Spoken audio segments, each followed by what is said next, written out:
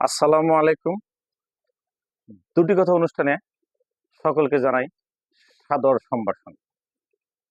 আমরা নতুন করে যে স্বাধীনতা অর্জন করেছি, সেই স্বাধীনতার সুফল আমরা উপভোগ করতে চলছি। আমরা যদি বাংলাদেশের দিকে তাকাই, তাহলে দেখব বাংলাদেশ অনেকটা পরিবর্তন হয়ে গেছে।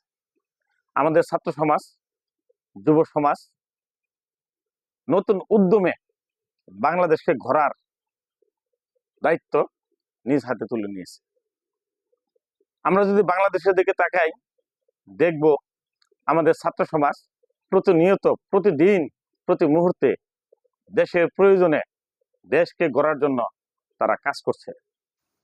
যেমন আমাদের ট্রাফিক পুলিশ বর্তমানে অনুপস্থিত। এই অনুপস্থিতির মধ্যে ছাত্র সমাজ নিজ দায়িত্বে ট্রাফিক ব্যবস্থাপনাকে তারা কন্ট্রোল করছে। সারাদিন সকাল থেকে গভীর রাত্র পর্যন্ত পর্যায়ক্রমে তারা মাঠে কাজ করছে এবং আমাদের যানবাহনগুলোকে তারা একটা নিয়মতান্ত্রিক পরিবেশে নিয়ে আসছে। আমরা আগে লক্ষ্য করছি, একটু সুযোগ পেলেই লেন ভেঙে তারা চলে যেতে চাইতো, কিন্তু ছাত্র সমাজ এক লেনের গাড়িকে আরেক লেনে যেতে দিচ্ছে না। একই সাথে ড্রাইভারদের ড্রাইভিং লাইসেন্স, গাড়ির রেজিস্ট্রেশন সহ অন্যান্য জিনিস তারা পর্যবেক্ষণ করছেন, জবাবদিহিতার মধ্যে নিয়ে আসছেন। এবং কোনো হোন্ডা আরোহী যদি হেলমেট না থাকে বা তার গাড়ির প্রয়োজনীয় কাগজপত্র, ড্রাইভিং লাইসেন্স না থাকলে তাদেরকেও জবাবদিহির আওতায় তারা নিয়ে আসছে। এই কাজটা তারা সারা দেশব্যাপী করছে। এতে মনে হচ্ছে তারা একটা চেইন অফ কমান্ড গড়ে তুলছে, তাদের একটা লিডারশিপ সৃষ্টি হয়েছে এবং তাদের এই লিডারশিপের মাধ্যমে তারা সারা বাংলাদেশ সে ট্রাফিক ব্যবস্থাপনাকে নিয়ন্ত্রণ করছে, যা অত্যন্ত একটা আনন্দের বিষয়। ছাত্রদের অন্তরে এমন একটা সৃজনী শক্তি রয়েছে, এরকম পরিস্থিতি না হলে হয়তো আমরা খুঁজেই পেতাম না। তারুণ্যের যে শক্তি, যৌবনের যে শক্তি, সেটা তারা আজ ব্যবহার করছে এবং তাদের মেধার তীক্ষ্ণতা এবং তাদের দূরদর্শিতা দেখে আমরা আনন্দিত এবং গর্বিত। একই সাথে বাংলাদেশে বর্তমানে পুলিশ ব্যবস্থাপনা ভেঙে পড়েছে, সেক্ষেত্রেও পুলিশের কাজগুলো তারা নিজেরা করছে। বিভিন্ন জায়গায় তারা পাহারা বসেছে, বিভিন্নভাবে তারা মানুষকে সেবা দিচ্ছে, যাতে মানুষ ভয় না পায়, একটা নিরাপদ পরিবেশ সৃষ্টি হয়। আরেকটা বিষয় লক্ষ্য করা যাচ্ছে, বাংলাদেশে আলেম সমাজ, মাদ্রাসার ছাত্র, কলেজের ছাত্র, তারা পর্যায়ক্রমে আমাদের সংখ্যালঘু পরিবার, হিন্দু সম্প্রদায়ের বাড়িঘর, মন্দির তারা পাহারা দিচ্ছে, যাতে কোনো দুষ্কৃতিকারী এই সকল মন্দিরে হানা না দিতে পারে, কোনো ধরনের কৃত্রিম সংকট তৈরি করতে না পারে, যা আমাদের রাষ্ট্রকে বিভিন্ন দেশের কাছে প্রশ্নবিদ্ধ না করে, ভাবমূর্তি ক্ষুণ্ণ না করে। এর জন্য তারা প্রতিনিয়ত কাজ করছে, যা আরেকটি আনন্দের বিষয়। একই সাথে লক্ষ্য করা যাচ্ছে আমাদের ছাত্র সমাজ সারা দেশটাকে সাজাচ্ছে। রাস্তাঘাটে কোনো ময়লা নাই, যে সকল ওয়াল ছিল নোংরা, বিভিন্ন ধরনের পোস্টারে আচ্ছাদিত, কিন্তু ছাত্ররা সেই পোস্টারগুলো তুলে ওয়ালকে রঙিন করে, ওয়াশ করে সেখানে বিভিন্ন ধরনের আলপনা আঁকছে, বিভিন্ন ধরনের বাণী, ছবি ইত্যাদি সংযোজন করছে।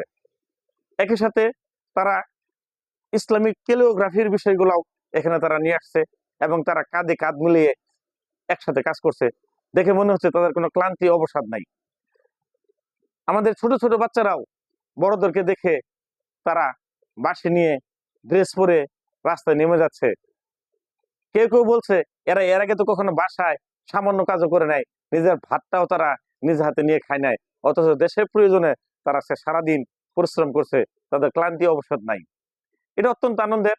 আজকের যুবকরা আগামী দিনের কর্ণধার, তারা দেশকে পরিচালনা করবে, তারা দেশকে বিশ্বের দরবারে নিয়ে যাবে, বাংলাদেশকে তারা নতুন ভাবে পরিচয় করে দিবে, এতে কোনো সন্দেহ নাই। কারণ তাদের মধ্যে নাই লোভ, লালসা, হিংসা, বিদ্বেষ, আছে শুধু প্রেরণা, নতুন কিছু করতে হবে, গড়তে হবে। তাদের মনে একটাই ধারণা, দেশ অনেকটা পিছিয়ে গেছে, আমাদেরকে সম্মিলিতভাবে এই পিছন থেকে দেশকে এগিয়ে নিয়ে আসতে হবে, এতে কোনো দ্বিধা নাই। যা হবার হয়েছে, যা ক্ষতি হওয়ার হয়ে গেছে, আর যেন ক্ষতি না হয় সেদিকে তারা মনোনিবেশ করেছে। এটা অত্যন্ত আনন্দের, অত্যন্ত গর্বের। দায়িত্বশীল ব্যক্তিরাই এটা করতে পারে। তারা চাইছিল কোটা সংস্কার, কিন্তু করতে হচ্ছে তাদের রাষ্ট্র সংস্কার, কিন্তু তারা প্রস্তুত ছিল না যে রাষ্ট্রকে একদিন তাদেরকে এই সময়ে সংস্কার করতে হবে। কিন্তু দায়িত্ব যখন এসেই গেছে, তারা পিছপা হওয়ার মতো না, তারা দায়িত্ব পালন করছে। দেখা যাচ্ছে আমাদের উপদেষ্টা পরিষদে আমাদের দুইজন নবীন সদস্য যারা এই আন্দোলনের নেতৃত্ব দিচ্ছে, তারাও এখানে আছে। এবং আমাদের বর্তমান পরিষদ অত্যন্ত কার্যকর, তারা দায়িত্ব নিয়ে বুঝে নিয়েই মাঠ পর্যায়ে কাজ শুরু করছে। আমরা আশা করব অল্প কয়েকদিনের মধ্যেই আমাদের সকল কিছুতে একটা শৃঙ্খলা ফিরে আসবে এবং আইনের শাসন প্রতিষ্ঠা হবে। পুলিশ বাহিনীকে ঢেলে সাজাবে, এরকম একটা সিদ্ধান্ত অলরেডি উপদেষ্টা পরিষদ গ্রহণ করেছে এবং সেই লক্ষ্যে তারা কাজ করছে। সকল পুলিশকে 15 আগস্টের মধ্যে কর্মস্থলে যোগদান করতে বলছে এবং তাদের নিরাপত্তা দেওয়া হবে প্রতিশ্রুতি দিচ্ছে। এবং তাদের যে আন্দোলন ছিল, সেই আন্দোলনকে, তাদের দাবিকে মেনে নেওয়ার আশ্বাস দিয়েছে। আশা করছি 15 আগস্টের আগেই তারা কর্মস্থলে যোগদান করবে এবং আমাদের পুলিশের দায়িত্ব তারা নিয়ে নিবে, আইন শৃঙ্খলা ফিরিয়ে আনবে। একই সাথে জনগণের প্রতি বিশেষভাবে অনুরোধ করছি, পুলিশের উপর আক্রমণ করবেন না, তাদের গায়ে হাত দিবেন না, তাদের কোনো ক্ষতি করবেন না। কারণ তারাই আমাদের নিরাপত্তা দিচ্ছিল, আগামীতেও দিবে। মাঝখানে আমাদের কিছু রাজনীতিবিদ তাদের হীন স্বার্থ চরিতার্থ করার জন্য তাদেরকে লাঠিয়াল বাহিনী হিসেবে ব্যবহার করছে, যা তারা আসলে পেশাদারিত্ব থেকে সরে গিয়েছিল। যতটুকু তাদের প্রতিবাদ প্রতিরোধ গড়ে তোলার দরকার ছিল, তারা হয়তো করেনি, কারণ রাজনীতির দুষ্টচক্র তারা গ্রাস হয়ে গেছিল। এখন তারা তাদের সেবা আমাদের লাগবে, কারণ আমাদেরকে নিরাপত্তা, জননিরাপত্তা পুলিশকে দিতে হবে। কাজেই তারা যেন আমাদের মাঝখানে আবার নতুন ভাবে, সৎভাবে, দায়িত্বশীল ভূমিকা নিয়ে আসতে পারে, সেই সুযোগ আমাদেরকে করে দিতে হবে। কাজে আমরা আর কোনো ধরনের হানাহানি, মারামারিতে যাব না। এমনিতেই আমাদের দেশের অনেক ক্ষতি হয়ে গেছে, অনেক স্থাপনা ধ্বংস হয়ে গেছে, অনেক ছাত্র শহীদ হয়েছেন, অনেক পুলিশও নিহত হয়েছেন, অনেক সাধারণ মানুষও ক্ষতিগ্রস্ত হয়েছেন, অনেকেই হাসপাতালে আছে, অনেকেই মৃত্যুর সাথে পাঞ্জা লড়ছে। এখন আমাদেরকে আমাদের আত্মরক্ষার্থে এগিয়ে আসতে হবে। অত্যন্ত আনন্দের বিষয়, বর্তমান উপদেষ্টা পরিষদ একটা গুরুত্বপূর্ণ সিদ্ধান্ত নিয়েছে। যারা হাসপাতালে চিকিৎসাধীন আছে, তাদেরকে যথাযথভাবে সকল ধরনের চিকিৎসা তারা দিবে। তাদের ব্যক্তিগতভাবে কোনো অর্থ খরচ করতে হবে না এবং যার যে ক্ষতি হয়েছে, সেই ক্ষতিপূরণ রাষ্ট্র তাদেরকে দিবে। মৃত্যু যার হয়েছে তাকে ফিরে পাওয়া যাবে না, কিন্তু তার পরিবারকে আমাদেরকে সহযোগিতা করতে হবে, তাদের দায়ভার নিতে হবে, তাদের নিরাপত্তা দিতে হবে। এটা আমাদের নৈতিক দায়িত্ব। তা আমার বিশ্বাস, আমাদের বর্তমান উপদেষ্টা পরিষদের নেতৃত্বে সকল কিছুই হবে। ইতিমধ্যে দেখছি বিভিন্ন প্রতিষ্ঠানের অনেক দুর্নীতিগ্রস্ত কর্মকর্তা কর্মচারীরা পদত্যাগ করছেন, কেউ বা পদত্যাগ করতে বাধ্য হচ্ছেন, যা আমাদের একটা ইতিবাচক দিক। কারণ দুর্নীতিগ্রস্ত প্রশাসন দিয়ে আমাদের সেই কাঙ্ক্ষিত লক্ষ্যে আমরা পৌঁছতে পারবো না। কাজে আমরা চাই যে যেখানে আছি, যে যতটুকু পারি আমরা আমাদের দায়িত্ব পালন করব, আর দুর্নীতিগ্রস্ত যারা আছে তাদেরকে আমরা সরিয়ে দেব এবং এই সরিয়ে দেওয়ার কাজে আমরা একে অপরকে তথ্য দিয়ে সহযোগিতা করব। কারণ তথ্য উপাত্ত ঠিকভাবে উপস্থাপন না হলে এই কাজ করা কঠিন হবে, অথবা সঠিক তথ্যের অভাবে অনেক সৎ লোক শাস্তির আওতায় এসে পড়তে পারে, যা হবে আরেকটা দুঃখজনক ঘটনা। কাজেই আমরা চাই সুন্দরভাবে চলতে, মিলেমিশে থাকতে। আমাদের যে সকল ক্ষয়ক্ষতি হয়েছে, এটা যেন আমরা অল্প সময়ে পুষিয়ে নিতে পারি। কারণ আমাদের দেশ আমাদেরকে রক্ষা করতে হবে, আমাদের দেশকে আমাদেরকে নেতৃত্ব দিতে হবে। তবে আমি আশাবাদী, আমাদের তরুণ সমাজ, যুব সমাজ ভবিষ্যতে এই দেশটাকে নিয়ে তারা অনেক দূর যাবে। বিশ্বের দরবারে তারা নিজেদেরকে স্বমহিমায় উজ্জ্বল করে তুলবে, এতে কোনো সন্দেহ নাই। কারণ যুবকরাই অদম্য শক্তি বহন করে, তারাই অনেক কিছু জয় করতে পারে, অনেক বাধা বিপত্তি অতিক্রম করে তারা দুর্বার গতিতে এগিয়ে যেতে পারে। এই শক্তি তাদের আছে। সেই তারুণ্যের শক্তির উপর নির্ভর করেই আমাদের ভবিষ্যৎটা চালাতে হবে। এখন তারা সারা বাংলাদেশের মধ্যে একটা নেতৃত্ব কায়েম করেছে এবং পরবর্তী সময়ে হয়তো তারা রাজনীতিতে চলে আসবে। আমরা চাই ভালো, সৃজনশীল, সৎ লোকের নেতৃত্ব। এটা এমনি এমনি হবে না, এটা চর্চা করতে হয় এবং পরিবেশ করে দিতে হয়, যাতে তারা সত্য ন্যায়ের পথে এগিয়ে যেতে পারে।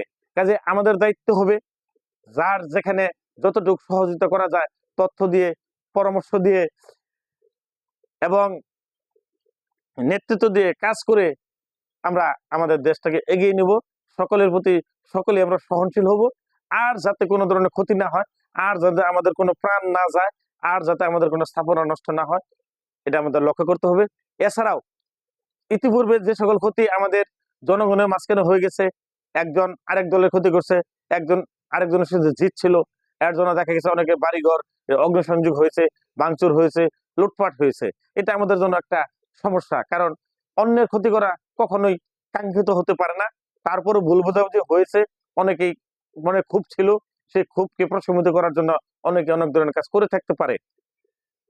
এখন যা হবার হয়েছে, আমাদের আইন শৃঙ্খলা প্রতিষ্ঠিত হবে, পরবর্তী সময়ে যেন আমরা ন্যায় বিচার পাই, ন্যায়ের শাসন পাই, পুলিশের কাছে গেলে সেবা পাই, আমাদের বিভিন্ন স্থানীয় সরকারের যে অফিসগুলো আছে, সমাজ কল্যাণ, এলজিইডির, যে ক্ষেত্রেই আমরা যাব যেন আমরা সঠিক সেবাটা পাই, জনগণ যেন বলতে পারে যে না, নতুন বাংলাদেশ, নতুন প্রজন্মের কাছ থেকে আমরা নতুন ধরনের সেবা পাচ্ছি, আমাদের কোনো হয়রানি হতে হচ্ছে না। যারা আমাদেরকে এই সুযোগটা করে দিল তারা যেন দীর্ঘজীবী হয়, এরকম একটা প্রত্যাশা যেন জনমনে ফিরে আসে। জনগণের ভালোবাসা তরুণ সমাজের প্রতি থাকবে, এবং তরুণরাও আমাদের এই জনসমাজকে সেবা দিয়ে তাদেরকে এক বাস্তবে সহযোগিতা করবে, এবং আমাদের একটা রাষ্ট্র, এই রাষ্ট্রটা একটা আদর্শ রাষ্ট্র রূপান্তরিত হবে, উন্নত রাষ্ট্রে রূপান্তরিত হবে। এটাই আজকের প্রত্যাশা। এই প্রত্যাশাটা রেখেই আজকের দুটি কথা এখানে শেষ করছি। আসসালামু আলাইকুম, ধন্যবাদ।